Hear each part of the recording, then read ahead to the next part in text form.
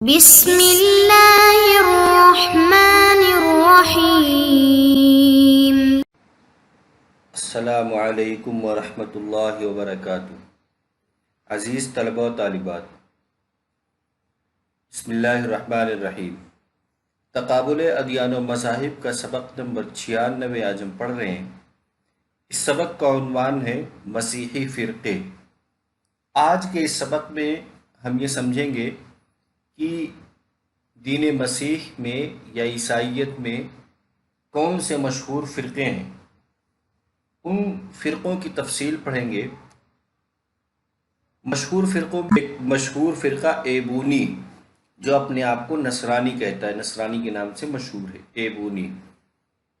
اس فرقے میں ایسے افراد تھے جو ابتدا میں سب کے سب یہودی تھے۔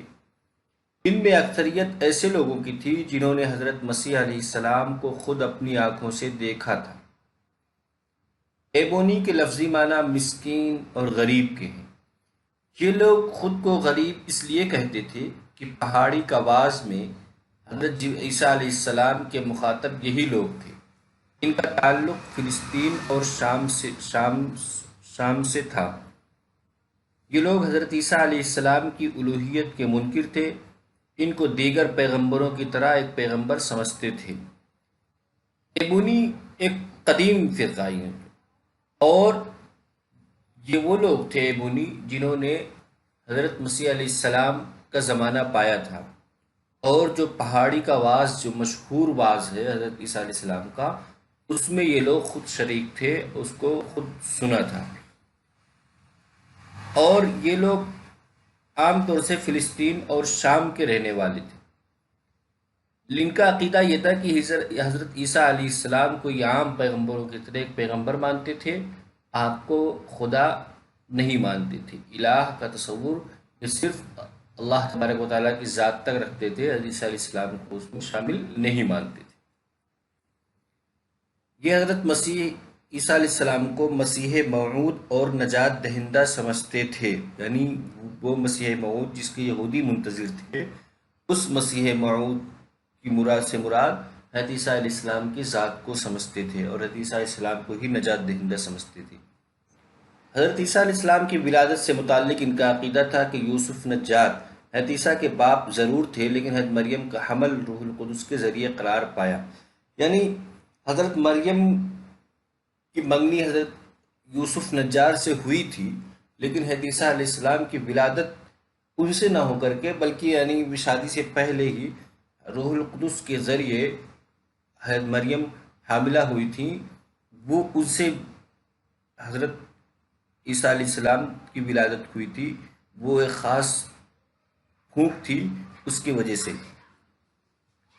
یہ اس بات کا بھی عقیدہ رکھتے تھے کہ حضرت عیسیٰ علیہ السلام صلیب پر چڑھ جانے کی وجہ سے تمام انسانوں کے لیے کفارہ بن گئے، یعنی یہ صلیب کا عقیدہ ان کو یہ بھی مانتے تھے، اور کفارے کا عقیدہ ان کے یہاں تھا۔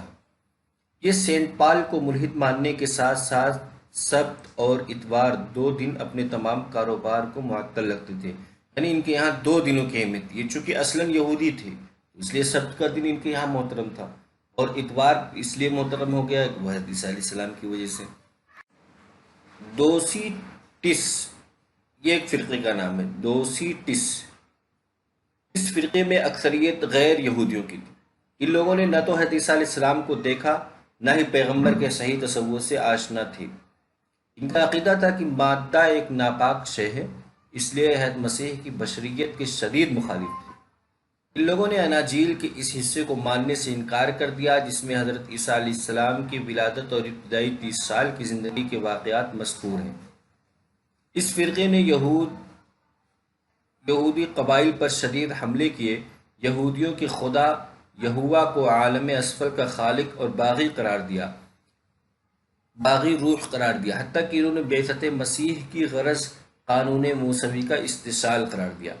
یہ دوسیٹس جو فرقہ ہے یہ غیر یہودیوں کا ہے، یعنی ان کا تعلق یہ حضرت عیسیٰ علیہ السلام پر وہ ایمان لانے والے لوگ ہیں جو غیر یہودی تھے، اور ان کی یہودیوں سے اتنی سخت نفرت تھی کہ حضرت عیسیٰ علیہ السلام کے آنے کا مقصد ہی یہی انہوں نے بیان کیا کہ قانون موسوی کو ختم کرنا، یہ حضرت عیسیٰ علیہ السلام کا مقصد۔ جبکہ یہ خلاف شرع بات ہے۔ اور اسی طرح سے یہ اس انجیل کو نہیں مانتے جس میں عیسیٰ علیہ السلام کی ولادت کا تذکرہ ہے اور ابتدائی 30 سال کے واقعات جو جس میں بیان کیے گئے۔ اسی طرح سے یہ عیسیٰ علیہ السلام کو بشر کسی قسم کی کوئی بھی بشری صفات ماننے کے تیار نہیں، کیونکہ ان کا کہنا ہے کہ مادہ ایک ناپاک شے ہے اور اس ناپاک شے سے عیسیٰ علیہ السلام کی ولادت نہیں ہو سکتی۔ آریوسی، اس فرقے کا بانی آریوس نامی اسکندریہ کا پادری تھا، یہ لیبیا کا رہنے والا تھا۔ اس فرقے کا عقیدہ تھا کہ اقنوم ثلاثہ میں بیٹا دوسرے اقنوم کی حیثیت سے خدا ضرور تھا، لیکن در حقیقت وہ الوہیت کے اس درجے پر فائز نہیں ہے جس درجے پر ذات باری تعالی ہے۔ بہت سی وحشی قومیں اس فرقے کے ذریعے عیسائیت میں داخل ہوئیں، کیونکہ اس کا فلسفہ کلیسائی عقائد کے مقابلے میں آسان اور زود فہم تھا۔ یہ آریوسی فرقہ آریوس پادری کے متبعین کا ہے۔ آریوس پادری اسکندریہ کا پادری تھا، اگرچہ یہ لیبیا میں رہتا تھا۔ یہ لوگ حضرت عیسیٰ علیہ السلام کو خدا مانتے تھے، لیکن اللہ تبارک و تعالیٰ کی ذات کے برابر نہیں، بلکہ اس سے ایک درجہ کم۔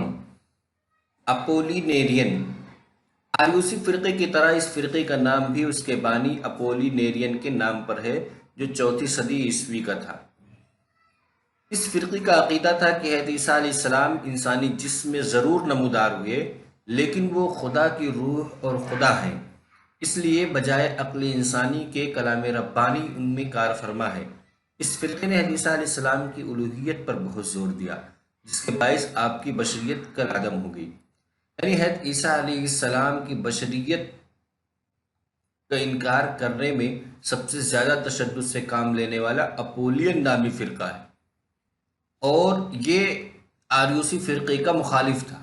آریوسی فرقہ حضرت عیسیٰ علیہ السلام کو اللہ تبارک و تعالیٰ کی ذات خدائی کی صفات میں ایک درجہ کم مانتا تھا، لیکن یہ ایک دم برابر کا درجہ مانتا تھا، کسی قسم کی کسی کمی زیادتی کی کوئی تسلیم کرنے کے لیے تیار نہیں تھا۔ 5ویں صدی عیسوی میں یہ فرقہ کالعدم ہو گیا۔ نستوری فرقہ حضرت عیسیٰ علیہ السلام کی بشریت پر بہت زور دیتا ہے، بلکہ حضرت عیسیٰ علیہ السلام کو الوہیت و بشریت دونوں صفات کا حامل مانتا، اور اس متضاد عقیدے کی وضاحت میں یہ کہتا ہے کہ جس طرح شادی کے ذریعے 2 روحیں متحد ہو جاتی ہیں، 2 مختلف طبیعتیں اور انسان مل کر ایک وجود کا باعث بنتے ہیں، ویسے ہی الوہیت اور بشریت کے اتحاد کا ثمرہ حضرت یسوع کی ذات ہے۔ اس فرقے کے بانی نستوری راہب پر کئی بار مقدمہ چلا کر جلا وطن کیا گیا، اور جلا وطنی کی حالت میں ہی 439 عیسوی میں اس کی وفات ہوئی۔ یہ نستوری فرقہ حضرت عیسیٰ علیہ السلام کو الوہیت اور بشر دونوں مانتا تھا، اور بیک وقت دونوں صفات کا مجموعہ مانتا تھا۔ نستوری راہبوں کو بھی کئی قسم کی سزائیں دی گئی، یعنی یہ الوہیت کی صفات کے ساتھ ساتھ بشری صفات کا بھی قائل تھا، جبکہ دیگر فرقے یہ کہتے تھے کہ بشر چونکہ ایک مادے سے پیدا ہوتے ہیں اور مادہ ناپاک ہوتا ہے، اس لیے حضرت عیسیٰ علیہ السلام کے کسی ناپاک مادے سے ولادت نہیں ہو سکتی۔ رومی حکومت کے حدود سے اس فرقے کا نام و نشان مٹا دیا گیا، البتہ عرب اور شام و مصر میں اس کو عروج حاصل ہوا۔ یعنی روم میں اس نے ترقی تو نہیں کی، لیکن اس کے مشرقی ممالک میں خاص طور سے عرب علاقوں میں اس نے بہت ترقی کی۔ فطری، جب حضرت عیسیٰ علیہ السلام کی ذات میں 2 مختلف حیثیتیں الوہیت اور بشریت متحد کر دی گئیں، تو اب ان میں یہ بحث چھڑ گئی کہ ان میں 2 ارادے ہیں یا ایک۔ جمہور کا خیال یہ تھا کہ ان کے 2 نیچر ہیں، اس لیے ان میں 2 ارادے بھی پائے جاتے ہیں، ایک انسانی دوسرا ربانی۔ بخلاف وحدت الفطری فرقے کے، اس کا دعویٰ تھا کہ عیسیٰ علیہ السلام ایک فطرت کے مالک ہے۔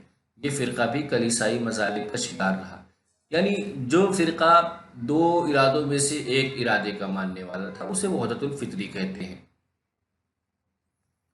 ایکونولاسٹک، یہ بت پرستی کا سب سے بڑا مخالف فرقہ ہے، اسے عیسائیت کی تاریخ میں بت شکن کے نام سے بھی جانا جاتا ہے۔ اس تحریک کا آغاز مشرقی کلیسا سے لیو سوم کی زیر سرپرستی میں ہوا، اس نے حکم نافذ کر دیا کہ حضرت عیسیٰ علیہ السلام کے سوا کوئی اور مورتی گرجاؤں میں نہ رکھی جائے۔ اس حکم کی پابندی کرانے کے لیے لوگوں کو سخت سزائیں دی گئیں۔